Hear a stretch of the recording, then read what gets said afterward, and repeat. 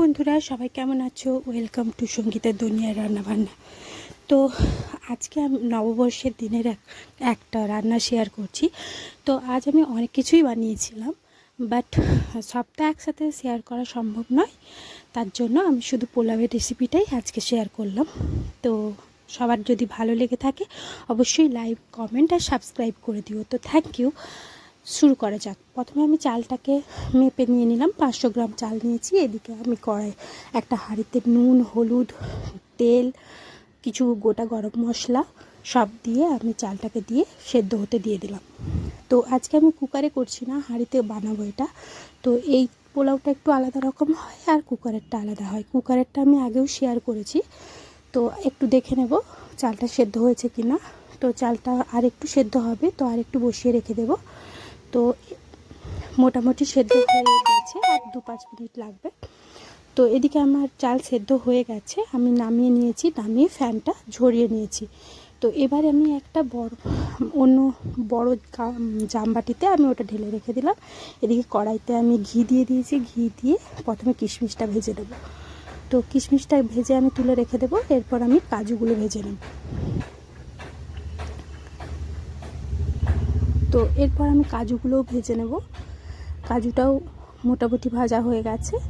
এরপর লাল লাল করে ভেজে আমি কাজুটাও তুলে রেখে দেবো।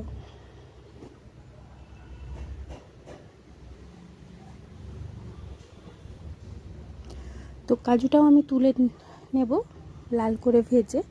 তো আঁচটা হালকা করে দিয়ে রাখতে হবে যাতে পুড়ে না যায়। কিশমিশটাও যদি অতিরিক্ত ভাজা হয়ে যায় ওটা মানে চিমড় হয়ে যায়। আর কাজুটাও ভালো করে ভেজে নিতে হবে যাতে চুয়ে না যায়। তো এরপর আমি কাজুটাও তুলে নেব।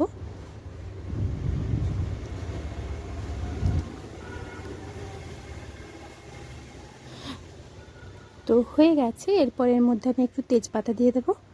তেজপাতা দিয়ে আমি পোলাওয়ের চালটা, কাজু কিশমিশ সব একসাথে দিয়ে দেবো। কড়াইটা অবশ্যই গরম হয়ে যাওয়ার পর ঘিটা ভালো করে বুলিয়ে নেবে, না হলে নিচে চিটে চিটে যাবে। তো এরপর নেড়ে চেড়ে মিশিয়ে নিলেই হবে। তো নুনটা একটু কম হয়েছে, আমি এর মধ্যে একটু নুন দিয়ে দেবো, আর পরিমাণ মতো চিনি দিয়ে দিতে হবে, যে যেরকম মিষ্টি খাবে। তো পোলাও তো একটু মিষ্টি মিষ্টিই হয়, তো ওই কারণে আমি একটু বেশিই চিনি দিলাম, দেখতেই পাচ্ছ। তো এরপর এটা ভালো করে, তোমরা গুঁড়ো চিনি ইউজ করতে পারো, তাড়াতাড়ি মেল্ট হয়ে যায়। আমার কাছে গুঁড়ো করা ছিল না, তো আমি গোটাই দিয়ে দিয়েছি, কারণ রান্নার অনেক ঝামেলা ছিল।